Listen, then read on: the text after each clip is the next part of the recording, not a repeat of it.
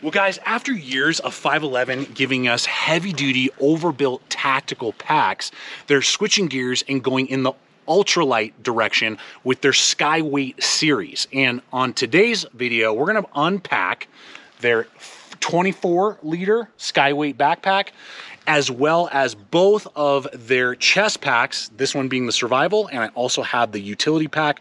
We're gonna take a look at them. I can tell you already, there are two aspects to the backpack I'm not a huge fan of, but we'll find out if those are deal breakers or if they're easily overlooked, and if this is a great new direction that 511 is going in, or if they should just stick with the heavy duty overbuilt tactical packs.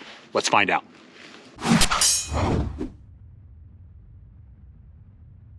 Now, even though there are some interesting design quirks in these Skyweight packs, there are also some groundbreaking features that I've never seen other packs perform or give us capability in that I'm looking forward to unpacking with you today. And as we're going through the entire Skyweight series, I will be unpacking the backpack first, and we will then transition to the two chest packs. So right out of the gate, one amazing characteristic is the load-bearing capability that they have put into this pack in its yoke and hip belt system working in tandem. And it begins with these dense shoulder straps that are nice and long. They're gonna give you the ability to carry those heavier loads for further distances without it fatiguing your collarbones and shoulders.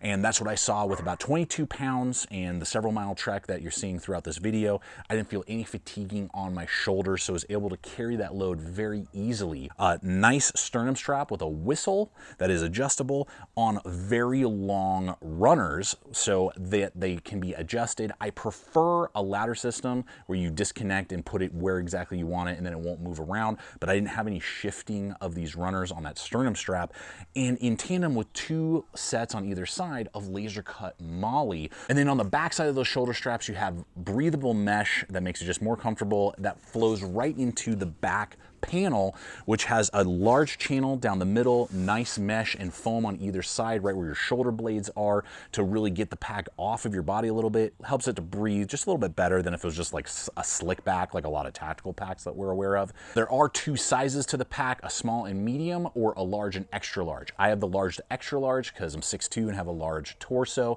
And then finally, this hip belt, which is excellently built, very dense, so it's going to be able to take some of that weight off of your shoulders and put that weight onto your hips where you want it, which means that you can just go further distances without getting fatigued. Mesh, breathable all the way around. The small of the back pad fits perfectly right where it's supposed to. Just really hugged my hips very well. And this belt has a secondary party trick that I'll highlight with you a little bit later that allows it to modulate into a whole secondary gear carrying system.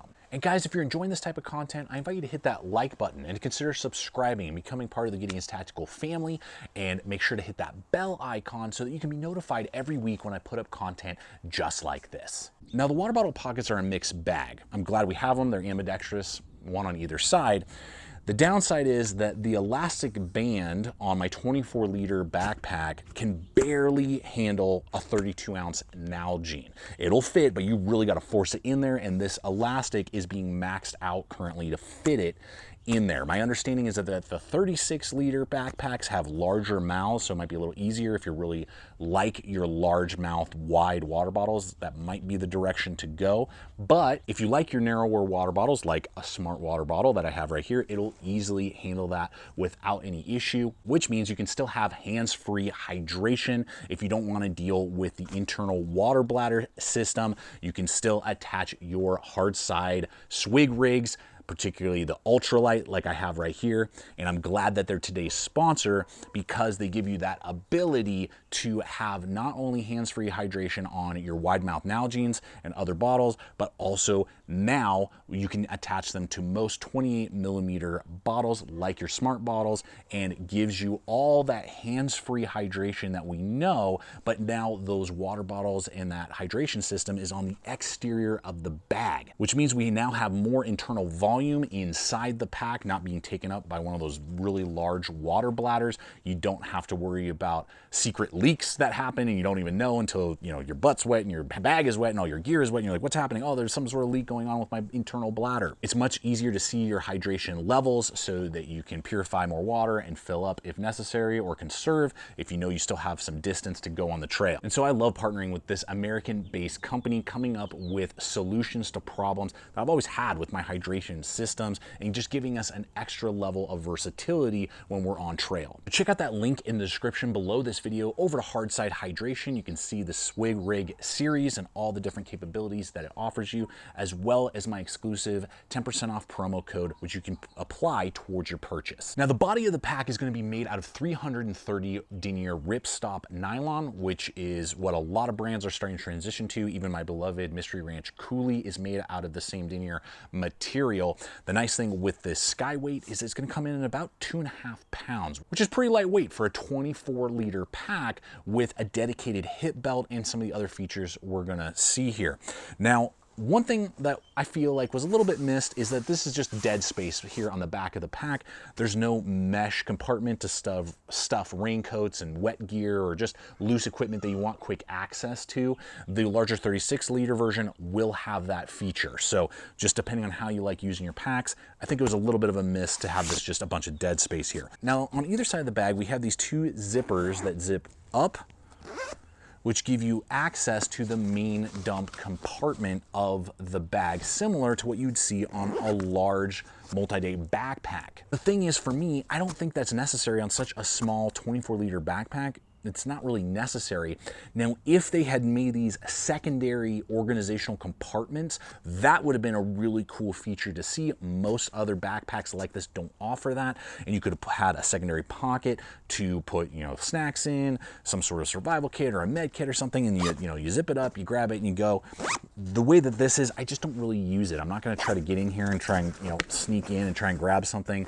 Everything is compressed on it. It just doesn't really work for me and just isn't really something that I'm going to use that often, particularly in this small of a bag. Now, all the zippers are YKK zippers. On the bottom of the bag, we're gonna get a third pocket that unzips, and we have our high-vis 200 denier rain cover for the backpack that is included. I love that. That is a great feature to have. And we'll also get ambidextrous loops for your trekking poles that can be tucked away if you're not gonna use them. Now, up near the top, you get this nice high-vis grab handle. You will get that on the front as well, so you kind of get this double, you know, attachment point if you want to. You have compression straps at the top here, and this is another kind of issue I have with the bag. Most hiking packs like this would have 2 sets of compression straps, high and low. Because of the zipper pockets, they didn't opt for that. So what you have is only at the top, and they really don't do that much. When you cinch it down, in fact, it gives you this weird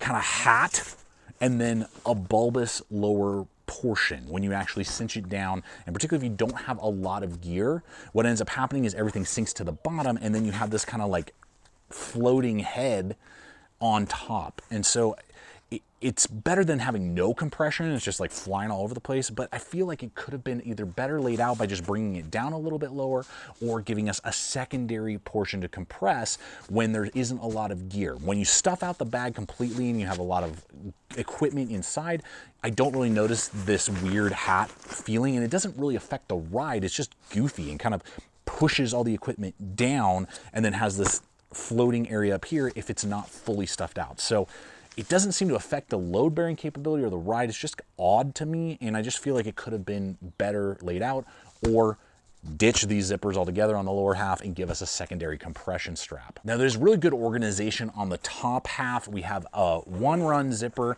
main compartment that you can easily get your wallet and smaller items in, no problem, for quick access. Then you have your 2 zippers for your main clamshell opening for the main compartment, but you have a secondary single-run zipper compartment with a key keeper, and that'll just give you the ability to organize a lot of stuff in this load top portion of the top of the bag, which is really nice. Then you open that up, it gives you quick access and easy access to the main compartment where you can get all of your gear and equipment, as well as your water bladder sleeve so that you can put your water bladder into, or on the off chance you want to put a laptop and you're carrying this around town, you could do that. Now in a moment, we'll jump back into that backpack and its hip belt and how it works in tandem with the chest rigs to give you a whole new way to carry your gear and equipment. But let's look at these chest packs in general, see which one maybe is better laid out for certain scenarios. And as we are looking at these chest packs, let's go ahead and talk pricing overall for the series. What you're looking at with the backpacks, the 24 liter is going to come in at $150. The 36 liter is going to be $200. And when you look at other just general hiking backpacks in those size ranges, it's probably about maybe $15 or $20 more. But as we're about to see in a moment, you get some more versatility that you don't always get with just an off the rack, that you're going to get from a sporting goods store day pack. Separately, the survival chest pack is going to be about $45, which is rather inexpensive for all the features and capability we're about to see, and $65 for the utility pack because it has a lot more layers, as we're about to see. And those, I believe, are really hitting a good value point for the chest pack arena and can compete with its layout and design with a lot more expensive models that are out there from well-established brands already in the chest pack arena. So I will have links for you guys below over not only to the 511 website, but as these become more available, Amazon, LA Police Gear, and the other affiliate networks that I regularly partner with. So if any of these models make sense for you, I always appreciate when you use the hyperlinks provided for you in the description below this video. Now, as we look at the chest packs, the survival is the one with the MOLLE on the front. That's going to be the more inexpensive. It's going to be the lighter, and it's going to be the thinner, mainly designed for your sidearm, and that's it. Whereas the utility is much wider, it's more expensive, and it's going to be heavier. So just kind of take that in consideration. We'll begin with what probably most people are most interested in, which is the sidearm compartment. They're going to be identical on both packs, which is 6 by 10 in dimensions, with a giant panel of hook and loop Velcro on the back. So this compartment is going to be ideal for subcompact and compact sidearms. So I was carrying my Shield 9mm, it would easily be able to handle my Glock 19 as well. You do have a secondary tab right there that you can run paracord through if you're going to lay your sidearm in there, and then it has one of just the trigger guards so you can pull it out real quick. So it has that attachment. It does not come with any sort of holster attachment like what you see here. This is something separate you're gonna have to purchase. I hate that when companies do it. Most do. It would be great just to have this come standard. 1, 2, 3, 4, 5 that you could put there, mags. And this is, again, identical to the survival. And then you have your 2 heavy-duty tabs right here, which stick out with 2 YKK zippers that run really nicely. So just depending on your draw hand will be the one that you have. You grab that, boom, and it whips right open. So it deploys exactly how it should, very smooth, very quick, and allows you to get quick access to that. And then with the survival version, that's it. That's the only internal compartment that you have. You have this laser cut MOLLE, which I was easily able to put bear spray, or if you're gonna have like 1 or 2 small items there, then you have really nice mesh on the back, really nice and breathable, feels comfortable. And then you have your attachments for your shoulder harness, nice mesh there as well, that can be disconnected completely, and you may wanna do that for reasons I'll explain in just a moment. Now, I'll unpack the utility version here, and then I'll explain why I tend to gravitate more to the survival version than the utility version. But on the utility version, you have a mesh kind of dump pocket right here up front that you can just kind of throw loose stuff into, unzip into a main dump pocket right there with a single run of zippers. Again, you got all those little attachment points. Then you have a secondary utility compartment with like who's who in the zoo of organization. More pockets with key keeper.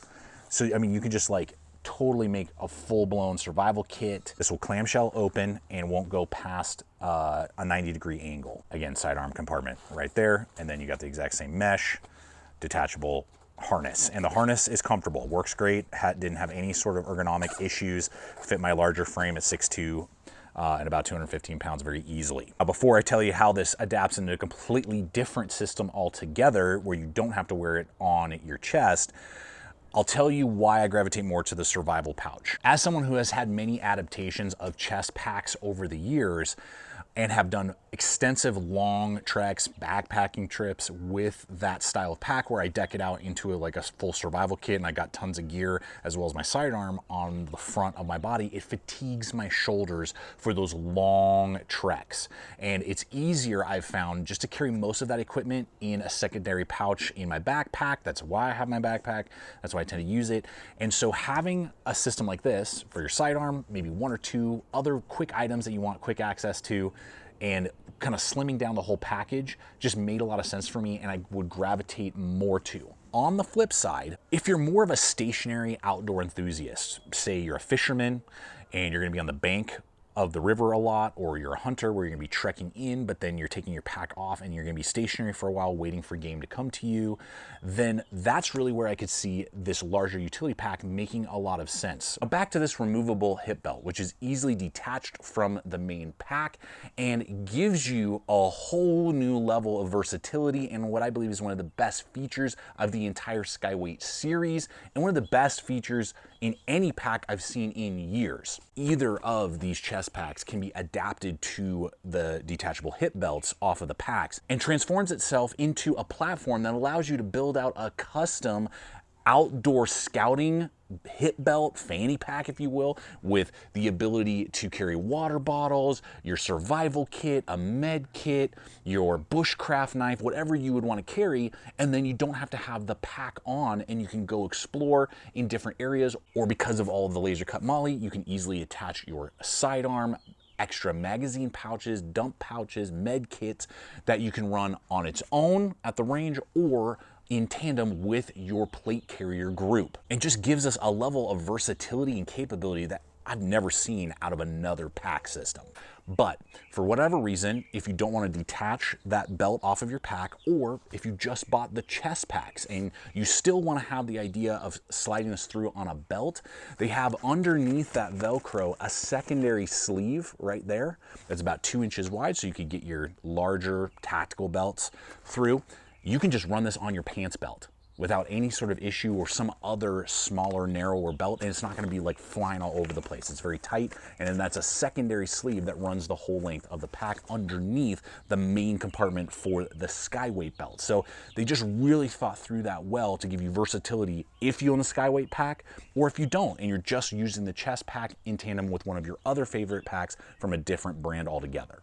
And if that secondary hip belt, like scouting pack for the outdoors, is really getting you pumped and excited, between the two chest packs, the utility pack makes more sense because you can almost organize a full survival kit out of just this one pouch and then put it onto the belt, add a water bottle holder and maybe one or two other items, and you're ready to rock and roll. Whereas the survival kit, you just don't really get a lot of organization, and you'd have to add a lot of secondary pouches onto that hip belt to go for a trek in the outdoors. So what do I feel about this whole Skyweight series? Should 511 have just stayed in their lane and kept doing tactical stuff, or is this a good new direction that they're going in?